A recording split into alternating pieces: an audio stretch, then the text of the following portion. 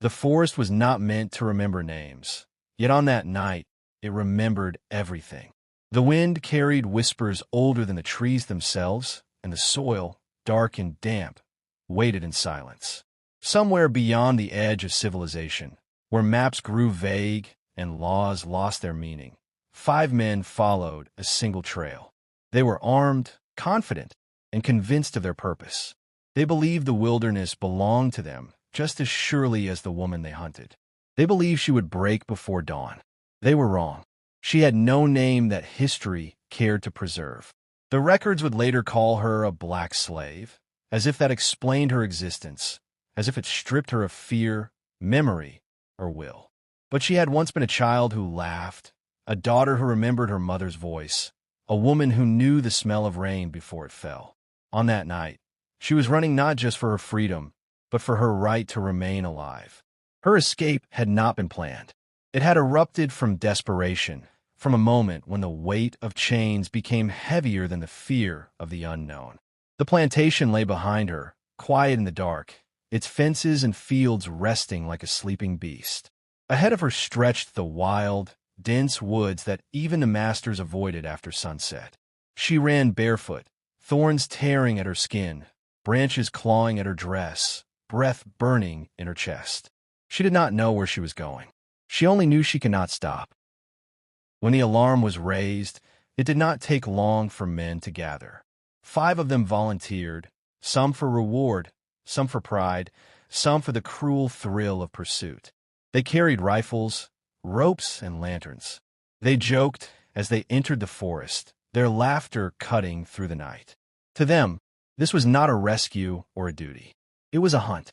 They spoke of her as if she were already caught, already returned, already punished. The forest swallowed them whole. Lantern light danced against tree trunks, creating shadows that stretched and twisted like living things. The deeper they went, the quieter they became. The woods did not welcome them. It pressed in from all sides, thick with undergrowth and unseen movement. Every snapped twig sounded too loud. Every rustle felt deliberate. She had stopped running by then. Exhaustion forced her to crouch beneath a fallen tree, her body shaking, her ears straining to separate real sound from imagined ones. She heard them before she saw them. Voices, boots, metal brushing against branches.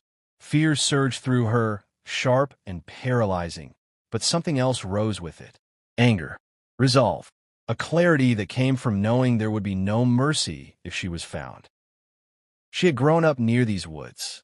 As a child, she had been warned about snakes, about sinkholes, about paths that vanished without warning. She remembered which plants burned the skin and which soothed it. She remembered where the ground softened after rain and where it turned treacherous. This forest was not a mystery to her. It was a danger, yes, but it was a danger she understood. The men split up, confident that numbers guaranteed success. They called out to one another, their voices echoing and overlapping. One laughed nervously, complaining that the woods felt wrong. Another told him to stop talking nonsense. None of them noticed the way the sounds changed, how the forest absorbed their noise and gave nothing back. She moved silently, her breathing controlled, her steps measured. She circled them instead of fleeing straight ahead. She waited, watching from behind trees thick enough to hide her shape. When one man strayed, too far from the others, she followed his lantern, keeping to the shadows. He moved carelessly, certain that a woman alone posed no threat. He never saw her hand reach for the branch he tripped over. He fell hard, the lantern shattering, plunging him into darkness. His shout was short, cut off by the forest depth. When the others called his name, there was no answer. Only the sound of insects and the distant creak of trees. Panic crept in quietly. The men regrouped, their bravado fading. They told themselves accidents happened, that he would catch up. But the forest had shifted. Paths they thought they remembered twisted into unfamiliar shapes. The air grew heavier, the night darker. She watched them argue, watched fear creep into their eyes. She felt no triumph, only grim necessity. She knew if even one of them reached the plantation, others would come. Dogs, guns, Fire. This had to end here. Another man wandered off, following what he thought was movement. He stepped into ground softened by a hidden stream. His foot sank, then the other. He struggled, cursing, but panic only pulled him deeper. His shouts faded into gurgles as the mud claimed him. The forest closed over the disturbance, smooth and indifferent. By the time the remaining three realized something was terribly wrong, dawn still lay hours away. Their lantern oil ran low. Their confidence had evaporated. They began to speak of turning back, but the way behind them no longer made sense. Every direction looked the same. She stayed just out of sight, a presence they could feel but never see. A snap branch here, a shadow there. Fear does strange things to the mind. It makes men see what they dread. It makes them doubt each other. One accused another of playing tricks. Voices rose. A gun went off by mistake, the sound exploding through the forest like thunder. Birds burst into the air. Silence followed, thick and absolute. When they realized one of their own lay bleeding, shot by a friend's trembling hand, something broke inside them. The forest did not rush. It waited. The wounded man did not last long. Infection would have claimed him eventually, but fear hastened the end. The others left him behind, unable to carry him, unable to listen to his cries. They told themselves they would return. They never did. By the time only two remained, the night felt endless. Their hands shook. Their steps faltered. They were no longer hunters. They were lost men, stumbling through a world that rejected them. When one vanished without a sound, the other did not even shout. He ran, blindly, straight into a ravine hidden by darkness. Morning came softly. Light filtered through the trees, illuminating a forest that looked peaceful, unchanged. Berçant, dew clung to leaves. There was no sign of struggle, no clear trail of what had happened. The woods kept its secrets well. She emerged slowly, her body aching, her skin marked by scratches and bruises. She did not celebrate. She did not cry. She simply stood, breathing in the air of a world that for the first time did not have a hand around her throat. She walked away from that place before the sun climbed too high. She knew others might come. She knew freedom was not guaranteed. But she had survived a night meant to erase her. The forest had not saved her out of kindness. It had merely allowed her to fight on her own terms. When the plantation realized the men had not returned, stories spread quickly. Some said the slave had been killed by wild animals. Others whispered of curses, of spirits angered by blood spilled on sacred ground. No one spoke of her skill, her courage, her will. It was easier to blame the woods than to admit a truth that challenged everything they believed. Years later, the forest still stood. Trees grew where men had vanished. Roots wrapped around forgotten bones. The land did not judge. It remembered. History would reduce the event to a rumor, a footnote, a warning told in half-formed sentences. 5 men went into the wild. None returned. The woman they hunted disappeared, her fate unknown. But in the quiet places where the trees lean close and the ground feels alive beneath your feet, the story never truly ended. Because some nights, when the wind moves just right, the forest seems to whisper not of violence, but of survival. Of a woman who refused to die quietly. Of hunters who learned too late that power does not belong to those who claim it, but to those who endure. And the woods, unchanged and eternal, still stands as the only true witness. The days that followed did not bring peace. Survival never ends at dawn. It only changes shape. She moved deeper into the wilderness, away from the place where fear still clung to the trees like mist. Every sound made her pause. Every distant call of a bird felt like a warning. Freedom, she learned quickly, was not a single moment of escape, but a series of careful choices made while exhausted and alone. Hunger arrived before safety did. Her body, already weakened by years of labor, now demanded food she did not know how to find easily. She ate berries she recognized, roots she had once seen elders gather, and whatever small creatures she could trap with shaking hands. Each meal was small, but it kept her moving. At night, she slept in short bursts, never deeply, never without listening. She avoided paths, even animal trails, knowing that anything easy to follow could be used against her. She crossed streams to erase her scent, doubled back when the ground grew too open, and learned to move when the forest itself was loud with wind or rain. She was no longer running blindly. She was thinking like someone who intended to live. Far behind her, confusion turned into fear, and fear into anger. The disappearance of 5 men could not be ignored. The plantation owner sent others to search, men who did not laugh as they entered the woods, men who carried dogs and spoke less. They found nothing, no bodies, no clear tracks, only a forest that refused to explain itself. Rumors spread faster than facts. Some said the men had turned on each other. Some claimed wild animals had dragged them away. A few whispered that the woman was not human at all, that she had made a pact with something ancient and unseen. Those whispers revealed more about the people telling them than about her. It was easier to invent monsters than to accept resistance. She felt the search before she ever saw it. The distant barking of dogs carried on the wind, low and threatening. Panic threatened to undo all her careful planning. Dogs had ended many escapes. She climbed, forcing herself up into a tree whose branches hid her shape.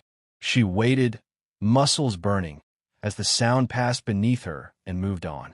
When she climbed down hours later, her hands were numb, but she was alive. Each narrow escape hardened her. Fear became something she could fold and carry instead of something that ruled her. She learned the rhythm of the forest, when it was safest to move, when to disappear. She began to believe, not without disbelief of her own, that she might actually succeed. Weeks passed. Her body changed. Weight fell away, leaving lean strength behind. Old scars faded into new ones. Her thoughts turned quieter, sharper. She no longer thought of herself only as someone fleeing. She began to think of herself as someone choosing. One evening, as the sun dipped low and painted the sky in dull red, she reached the edge of unfamiliar land. The forest thinned. Smoke rose in the distance, faint but unmistakable. People lived there. The knowledge terrified her more than the woods ever had. People could betray. People could sell her back. People could smile and destroy her with the same breath. She watched from a distance, learning before approaching. She saw a small settlement, rough cabins, tired faces. These were not plantation fields. These were poor folk surviving rather than owning. Still, trust was a risk she could not afford lightly. She waited until night and approached the outskirts. A woman saw her first, froze, then slowly lowered the bucket she was holding. There was a long moment where nothing moved. No shouting, no silencers, just 2 women studying each other across the weight of history. The older woman spoke quietly, asked no questions that demanded answers, offered water first, food second, shelter last. Each gesture was careful, deliberate. Trust, she seemed to understand, had to be earned from both sides. For the first time since she ran, she slept indoors. Not deeply, not peacefully, but without leaves pressed against her skin or roots beneath her back. When she woke, the world had not ended. No one had turned her in. No chains waited at the door. Days turned into weeks again. She worked when she could, stayed hidden when she had to. Her story remained mostly unspoken. People did not ask, and she did not offer. Silence protected her better than truth. Yet even here, the past lingered. News traveled slowly but surely. 5 men missing. A runaway never found. Some nights, she woke convinced she heard boots again, convinced the forest had followed her. But life, stubborn and persistent, continued. She learned new skills. She found moments of quiet laughter. She discovered that survival could slowly turn into something else, something dangerously close to hope. The woods remained behind her, unchanged, holding its secrets. Somewhere among those trees lay the end of 5 men who believed power guaranteed safety. Somewhere else walked a woman who had learned that endurance was its own kind of strength. History would never record her name. It would never give her a monument or a date to mark her victory. But survival itself became her testimony. Every breath she took in freedom rewrote the ending they had planned for her. And long after the rumors faded, long after the forest reclaimed every trace, the truth remained simple and unsettling. 5 men chased a black slave into the wild, certain they would return. They never did. She did. Time did not erase the danger. It only softened its edges. Even in that small settlement, even among people who minded their own suffering, she understood one truth clearly. The world she had escaped still existed, and it would never willingly forget her. Slave catchers did not stop searching because hope faded. They stopped only when profit disappeared. Until then, every unfamiliar face was a question mark, every distant rider a threat. She changed her name, then changed it again. Names were fragile things. She learned which details of herself to hide and which to reshape. She kept her head down, spoke little, listened more. People assumed what they wanted to assume. A poor woman passing through. A widow. A relative who had lost her family. None of those stories were safe, but they were safer than the truth. At night, the memories returned uninvited. The lantern light between trees. The sound of boots crushing leaves. The moment she realized fear could be used as a weapon. She did not dream of killing, yet death walked through her sleep anyway, silent and unavoidable. When she woke, her hands sometimes shook, not with guilt, but with the echo of how close she had come to being erased. She wondered, more than once, whether the forest had changed her in ways she could never undo. Survival had demanded choices that polite history preferred not to acknowledge. But whenever doubt rose, she remembered the certainty of what would have happened if she had been caught. Doubt had no power against that clarity. Seasons shifted. Leaves turned, fell, returned. With each passing month, the story of the 5 men faded further into rumor. New tragedies replaced old ones. New injustices demanded attention. This was how the world worked. It moved forward without pausing to count who had been crushed beneath it. She moved again, never staying long enough to be remembered too clearly. In some places she worked fields. In others she cleaned, cooked, stitched. Each task added a small layer between her and the past. She learned to read faces, to sense danger before it announced itself. Fear had sharpened her instincts into something almost precise. Once, she saw a group of armed men pass through a town where she had planned to stay longer. They spoke openly, carelessly, of rewards and runaways. She left before sunrise, heart pounding, feet already aching with the knowledge that safety was temporary by design. Not all encounters were threats. There were moments of quiet kindness that surprised her. A meal shared without questions. A blanket offered without expectation. A look that said, without words, you were seen. These moments did not erase the cruelty she had known, but they complicated it. They reminded her that the world was not made of a single shape. As years passed, her story became something she carried differently. It no longer felt like an open wound. It felt like a scar, strong and permanent. She spoke of it only once, late one night, to someone who had earned her trust through patience rather than promises. She did not dramatize it. She did not soften it. When she finished, there was a long silence. The other person did not ask how she felt about it. They simply said they were glad she was still alive. That was enough. Elsewhere, the forest remained. Trees fell, new ones rose. Hunters entered for game and returned without incident, never knowing what had happened beneath those same branches years before. The land did not advertise its history. It never does. But sometimes, when storms rolled and suddenly, or paths seemed to vanish without reason, people remembered the old story. 5 men, 1 woman, no return. The tale shifted with each telling. Some versions painted her as something unnatural. Others framed the men as fools undone by arrogance. Very few spoke of slavery itself as the true violence at the center of it all. That omission was not accidental. It never is. She lived long enough to hear whispers of change. Laws debated. Wars fought. Words like freedom spoken louder than before. None of it felt simple. None of it felt complete. But she watched the world bend, slowly, painfully, in a direction it had once sworn it never would. When she grew older, movement became harder. Running was no longer an option she relied on. Instead, she relied on the quiet authority of someone who had already faced death and refused to follow. There was power in that, even if the world did not name it. She never returned to the forest. Some places served their purpose once and should not be asked for more. In her mind, it remained exactly as it had been that night, suspended in darkness and breath and decision. A place where fear had met resolve and lost. If history had been honest, it might have said this. 5 men chased a black slave into the wild, armed with certainty and entitlement. None returned because they believed the lie that power always wins. One woman survived because she understood the truth that endurance adapts. But history is rarely honest in plain words.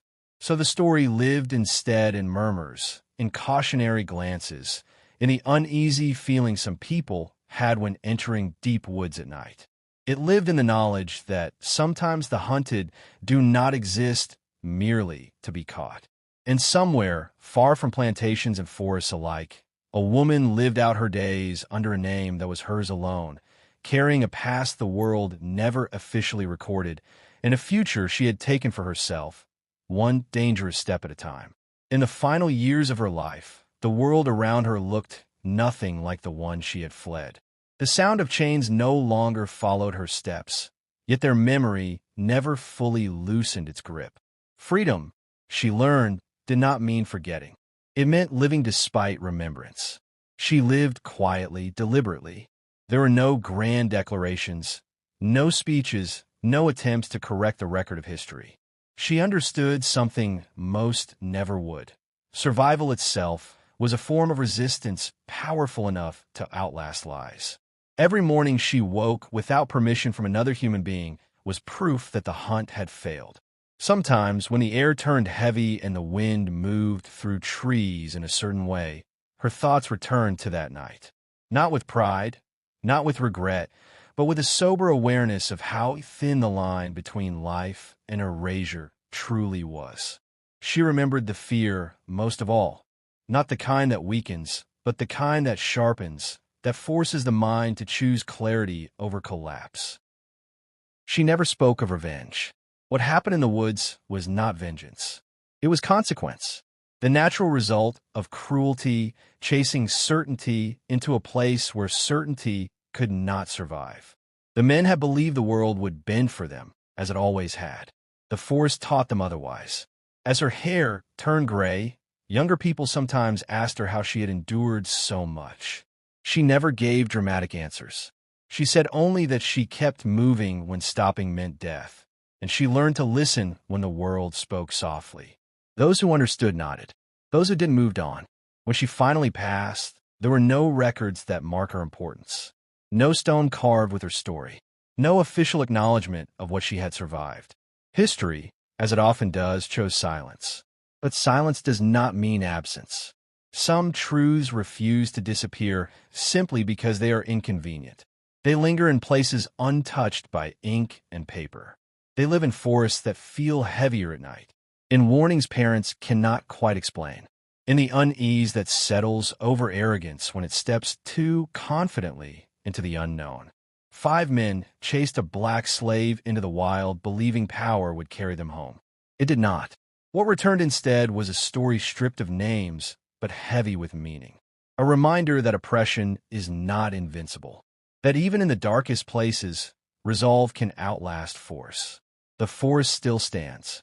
The world still changes slowly. And somewhere within history's long silence lives the truth of a woman who refused to disappear when the world decided she should. That is where the story ends. Not with justice served by courts or laws, but with survival claimed by will. And sometimes that is the most dangerous ending of all.